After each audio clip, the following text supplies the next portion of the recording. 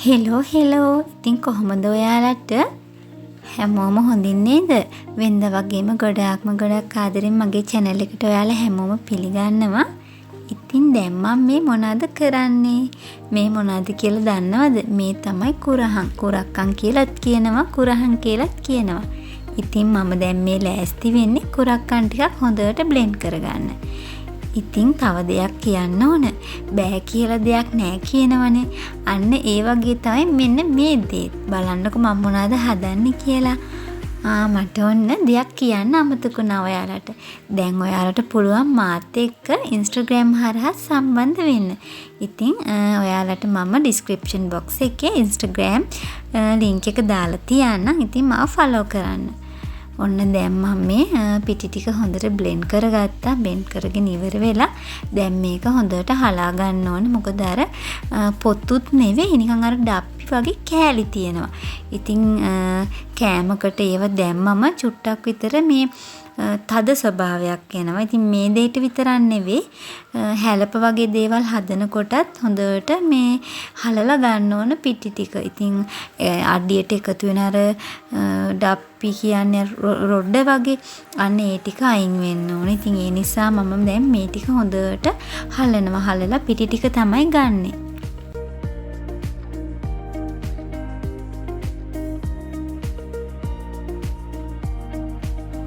ඔන්න මේ තියෙන්නේ හලාගත්ත පිටි ටික. ඉතින් මෙතන ටිකක් සෑහෙන තරමක් තියෙනවා පිටි. මේ පිටි ටිකෙන් අපි වැඩක් කරමු. ඉතින් මේක ඔහොම පැත්තකින් තියලා දැන් මම මේ පොල් කිරි එකක් තමයි හදාගන්නේ. මෙතන තියෙන්නේ හොඳ මිටි කිරි ටිකක්. ඉතින් මේ මිටි කිරි එකට මම වැඩිපුර දෙහි ටිකක් එකතු කරගන්නවා. දෙහි ගිරි දෙකක විතර දෙහි මෙතන තියෙනවා සාමාන්‍ය ලොකු දෙහි ගිරි දෙකක. ඉතින් මෙන්න මේ විදිහට හොඳට දෙහි වල ඉස්ම ටික මේකට මිරික ගන්න ඕන මුලින්ම.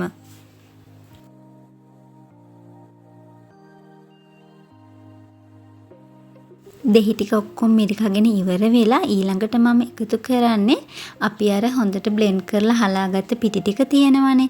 අන්නේ කුරක්කන් පිටි ටිකෙන් ටිකක්. ඒ කියන්නේ හැන්දක විතර ප්‍රමාණයක් එකතු කරගන්නවා.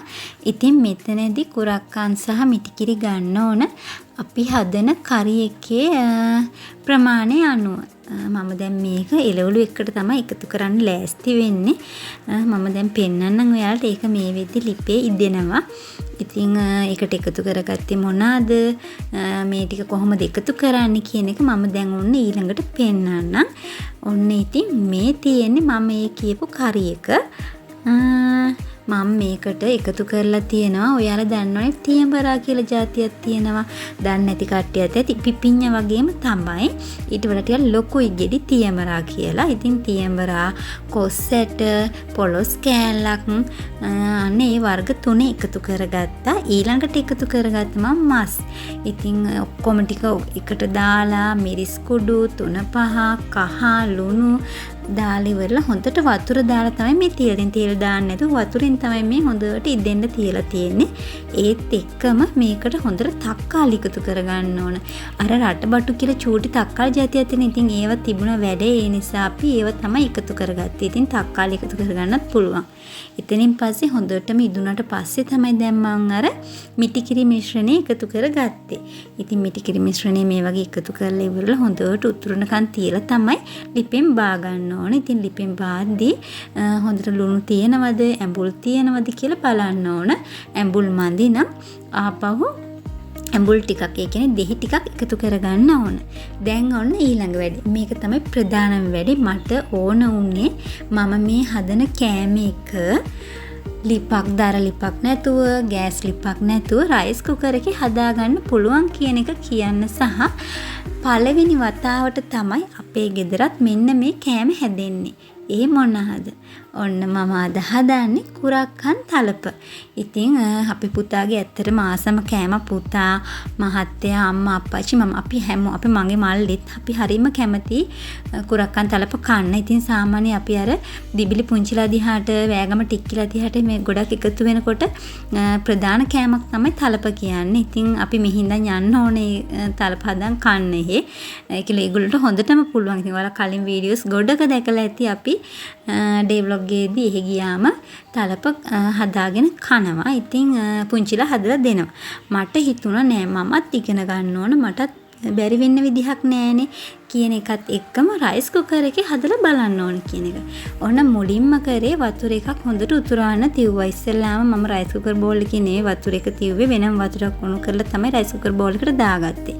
දාගෙන ඒකෙත් වතුර ටික එහෙමම තියලා හොඳට උතුරනකොට වතුර කොටසක් අයින් කරගන්නවා. ඔන්න ඊළඟට මට කියන්න බැරිනේ මේ වතුර එකට හොඳට ලුණු එකතු කරගන්න ඕන. ඉතින් වතුර හොඳටම සාමාන්‍ය ප්‍රමාණයක් තියලා අපි අයින් කරගන්නවා.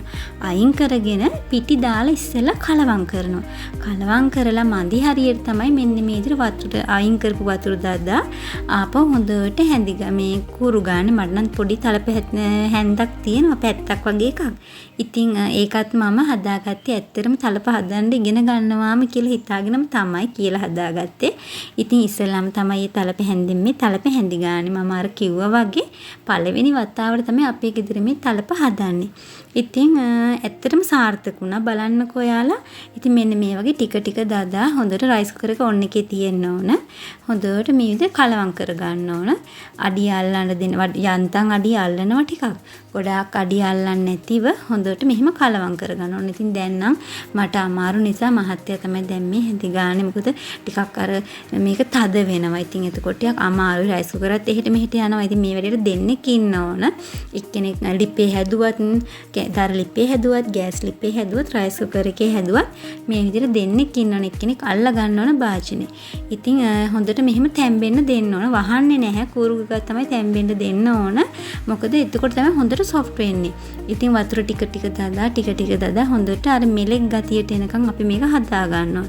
මෙලෙක් ගතියට ආවට පස්සේ තමයි ඒක අපිට දැනෙනවා. මෙලෙක් ගතියට ආවට පස්සේ තමයි අපි ලිප ඕෆ් කරන්නේ හරි ලිපෙන් අයින් කරගන්නේ හරි භාජනේ. ඉතින් මේ විදිහට වතුර ටික ටික දාලා තමයි හොඳට හැඳි ගා ගන්න ඕන. ඉතින් ඇත්තටම මට ඕන උනේත් දැන් මට මතක නැහැ කවුද කියලා. කවුරු හරි මට කමෙන්ට් එකකින් කියලා තිබුණා අනේ අක්කේ තලප හදන හැටි හරියට කියලා දෙන්න කියලා. ඔන්න ඉස්සලාම තමයි මමත් තලප හදන්නේ සහ ඔන්න ඔයාලටත් ඒ අත්දැකීම අරගෙනම ආවා. ඉතින් ලොකු ලිප් බැඳලා එහෙම ඕන නැහැ. මෙන්න මේ විදිහට රයිස් කුකර් එකේ ලේසියෙන්ම හදාගන්න පුළුවන්. ඉතින් ප්‍රධාන දේ තමයි මෙන්න මේක හොඳට මේ විදිහට කලවම් කරන්න ඕන.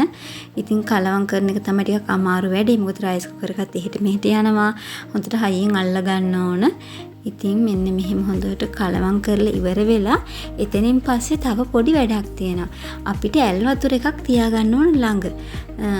සාමාන්‍ය තලප එක කුලි කරන්න පිඟානක් හරි මොකක් හරි භාජනයක් හරි ඕන. ඉතින් හැන්දකින් අරගෙන මෙහෙම දාලා එතනින් පස්සේ මම මේ කරන විදිහට තමයි තලප මාන ලොකු තලප ගුලි නම් හැදුවේ නෑ. මට ගන්න පුළුවන් ප්‍රමාණයට අතට අල්ලන්න ප්‍රශ්නේනේ. අතට අල්ලන්න පුළුවන් ප්‍රමාණයෙන් තමයි මම මේ හැදුවේ. ඉතින් මෙන්න මෙහෙම තමයි ටික ටික හදාගත්තේ. ඉස්සලාම් මෙහෙම දාලා ඇල් වතුර එකකින් අත් දෙක හොඳට සෝද ගන්න ඕනේ. එතනින් පස්සේ තමයි තලප මිශ්‍රණය අල්ලන්න ඕනේ මෙන්න මේ විදිහට. නැත්තම් අතේ ඇලෙනවා සහ රස්නෙට මෙහෙම ගුලි කරගන්න බැරි වෙනවා. ඉතින් මෙන්න මෙහෙම තමයි මම තලප ටික හදාගත්තේ. ඉතින් හිතලා නෙවෙයි තලප වලට පිටි ගත්තේ කුරක්කම් පිටි. ඒ වුණාට ඒ ප්‍රමාණය ඇති වුණා අපේ ගෙදර කට්ටියට. ටික මෙන්න මේ විදිහට හදාගත්තා. ඉතින් හරිම සාර්ථකයි. ඔයාලත් හදලා බලන්න. පොඩි ප්‍රමාණයකින් හදලා බලන්නකෝ. ඉතින් හරිම රසවත් කෑමක්.